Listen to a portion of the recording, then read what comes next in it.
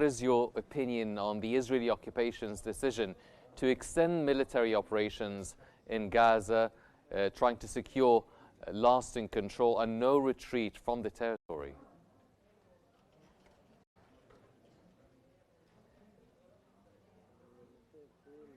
Good evening to you and to your audiences. So it seems like we are heading to a very catastrophic scenario in the Gaza Strip.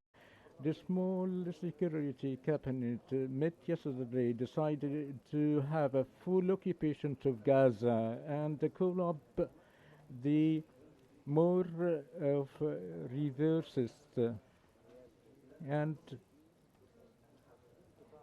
also Itmar Jamil stated that to transect the Gaza Strip in full to four portions and a full control of the Gaza Strip by the Israeli army, that would lead to displacement of the population to the south and to have Israeli presence in the Gaza Strip to the maximum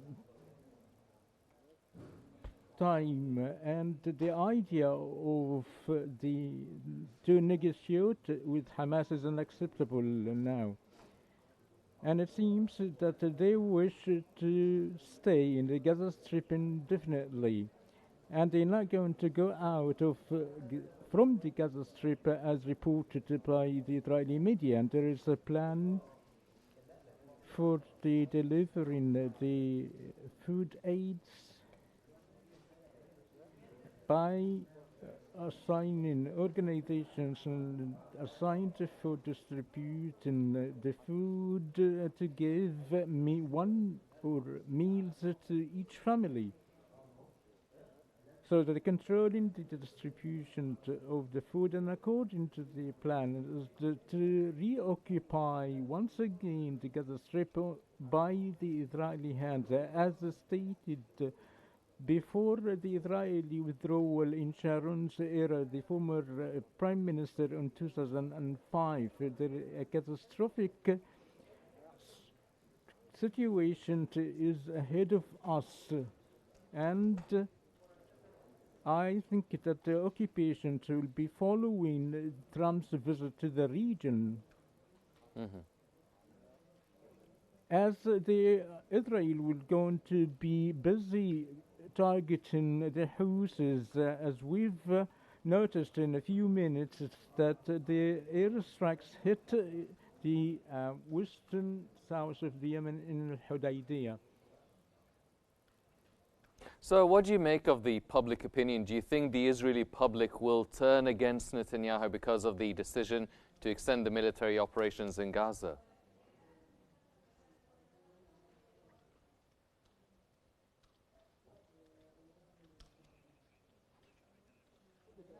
Certainly.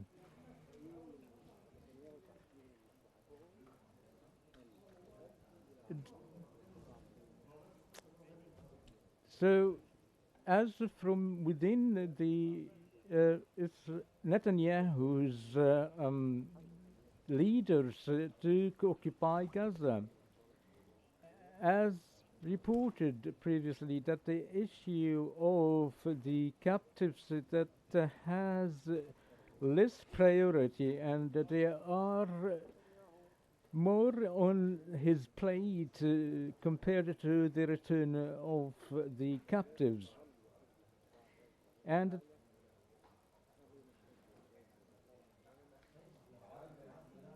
so the matter will be staying in order to invade, to be held before the court due to the bribe indictment, and Netanyahu, along with the far right, is behaving based on a new scenario to stay in the Gaza Strip in order to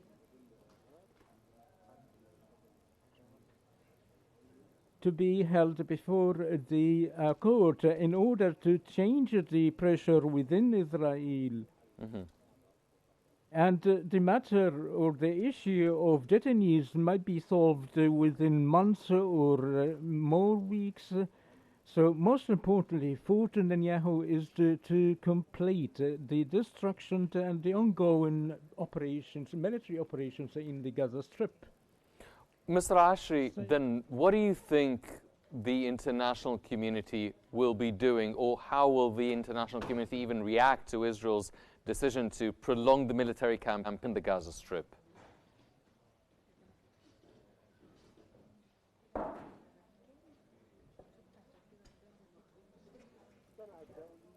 The international community issued many statements lately from the European Union rejecting this military operation, and the UN Secretary General yesterday and the day before issued a statement issued by the United Nations rejecting the starvation policy of Israel and the delivery of the food aids by authorities affiliated to the Israeli occupations, and the distribution of food should be going through the United Nations organizations, and also rejecting the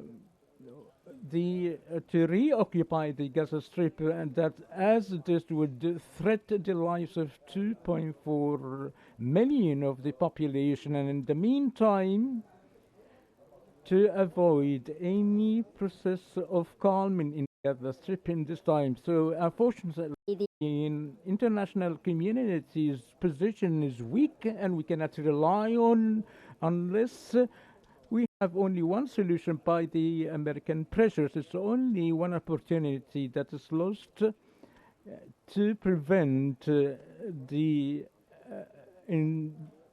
military invasions only through the United States. Mm-hmm. So you think that the U.S. administration can put pressure on Netanyahu to end the war on Gaza soon, or is the Israeli decision to prolong the offensive in Gaza done with the support and the blessings of the U.S. administration?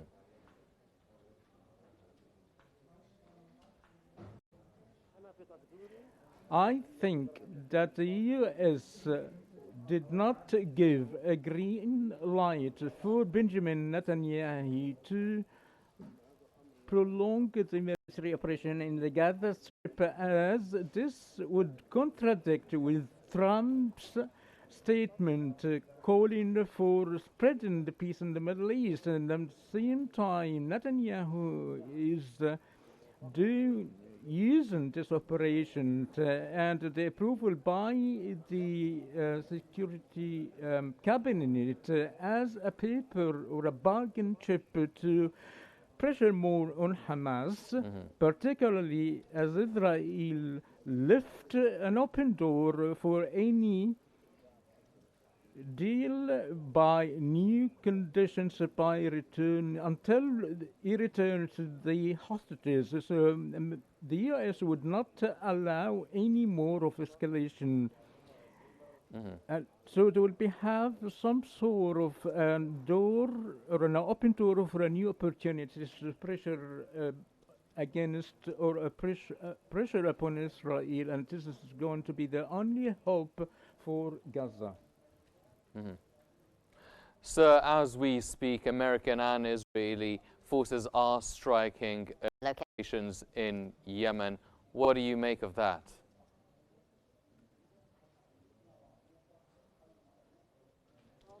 This matter was expected, and it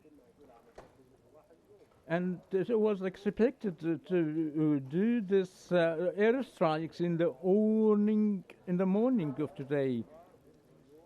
So, as a retaliation of a serial step taken by the Houthis attacking the Ben Gurion airport, that made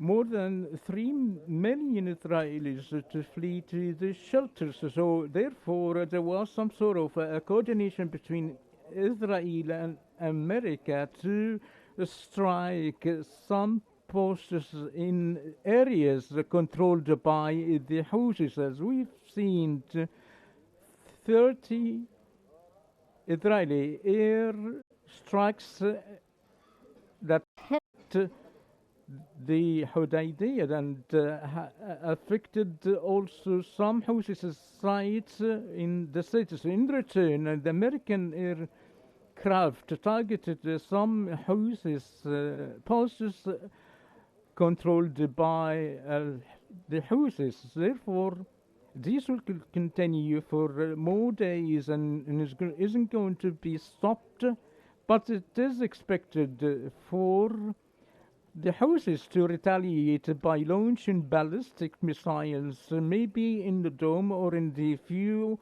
hours to come, as a retaliation for the Israeli-American airstrikes that targeted areas controlled by the Houthis.